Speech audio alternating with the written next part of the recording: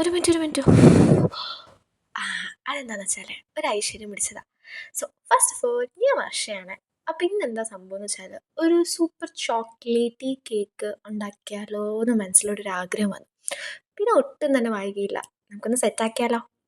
ആദ്യം തന്നെ ഒരു കപ്പ് മൈദ, അര cup cocoa powder, 1/4 spoon baking powder, baking soda, ഉപ്പ്, ഇത്രയും ഇട്ടിട്ട് നമുക്ക് നല്ല രീതിക്ക് മിക്സ് ആക്കി എടുക്കാം.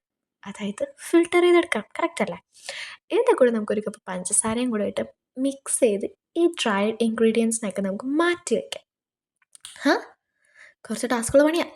ഇനി നമുക്ക് 2 മുട്ട, ഈ മുട്ടയുടെ കൂടെ നമുക്ക് ഈ മുട്ടയെ നമ്മൾ ആദ്യം നന്നായിട്ട് മിക്സ് ചെയ്യാം. സോ ഈ മുട്ടയെ നമ്മൾ നല്ല രീതിയിൽ മിക്സ് ചെയ്തിട്ട് അര കപ്പ് ഓയിൽ, അതേപോലെ അര കപ്പ് പാൽ, പിന്നെന്താ കുറച്ച് വിനീഗർ, പിന്നെ vanilla essence and coffee powder, mandatory four chocolate cake. ഇതെല്ലാം കൂടെ ഇട്ടിട്ട് നല്ല രീതിക്ക് മിക്സ് എന്ന് പറഞ്ഞിട്ട് നന്നായിട്ടൊന്ന് മിക്സ് ചെയ്തെടുക്കാം. ഓക്കെ, മിക്സിങ് അതന്നെ നല്ല രീതിക്ക്. ബീറ്റർ ഉണ്ടെങ്കിൽ ബീറ്റർ എടുത്തോ, കൈക്ക് റെസ്റ്റ് കിട്ടുവേ. എന്തായാലും ചെയ്തു. ഇത് ഞാൻ കാണിച്ച ഏറ്റവും വലിയ മണ്ടത്തനാണ്. കേക്ക് ബാറ്റർ ഒരിക്കലും ഇങ്ങനെ മിക്സ് ചെയ്യാൻ പാടില്ല. കേക്ക് ബാറ്റർ എപ്പോഴും ഫോൾഡ് ചെയ്ത് വേണം മിക്സ് ചെയ്യാൻ. പിന്നെ ഞാൻ പഠിച്ചു, ഞാനൊരു ബുദ്ധിമതിയാണല്ലോ. അതിനുശേഷം തൊട്ട് ഞാൻ കറക്റ്റായിട്ട് മിക്സ് ചെയ്യും. അതെ, ഫോൾഡ് ചെയ്താണ് മിക്സ് ചെയ്യുന്നത്. ഇതേപോലെ നല്ല രീതിക്ക് ഷുങ്ക് ഫോൾഡ് ചെയ്ത് മിക്സ് ചെയ്തെടുക്കും.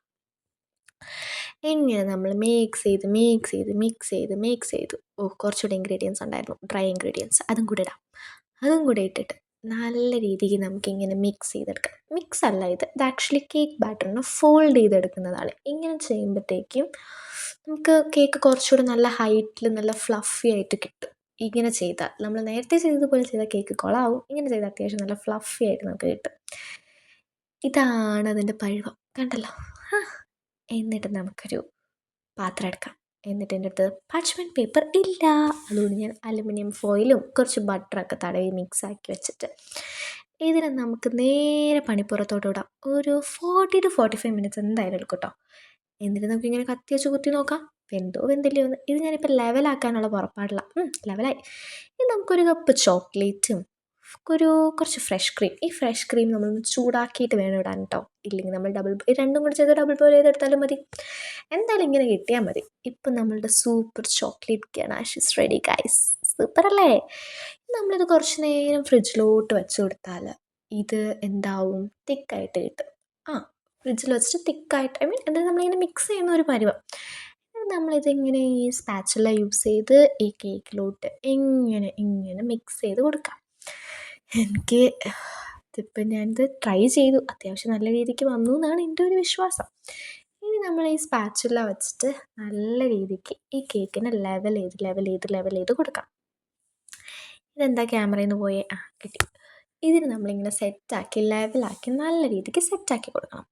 ഇതേപോലെ എനിക്ക് പറ്റുന്ന രീതിക്ക് മാക്സിമം ഞാൻ അതിനെ ലെവലാക്കിയിട്ടുണ്ടേ. അത്രയൊക്കെ എനിക്കറിയത്തുള്ളൂ.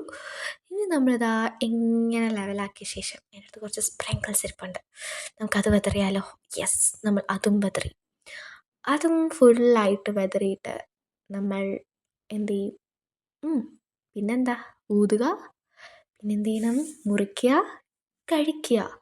ചുമ്മാ പറയുന്നതല്ല ഗൈസ്, ഒടുക്കത്തെ ടേസ്റ്റാണ്, നല്ല ടേസ്റ്റാണ്. എക്സ്പെഷ്യലി ചോക്ലേറ്റ് സോസില്ലേ, അതിൽ ബാലൻസ് ഉണ്ടെങ്കിൽ, ഇതിൽ മിക്സ് ആകാത്തതുണ്ടെങ്കിൽ അതും കൂടെ ഒന്ന് ട്രൈ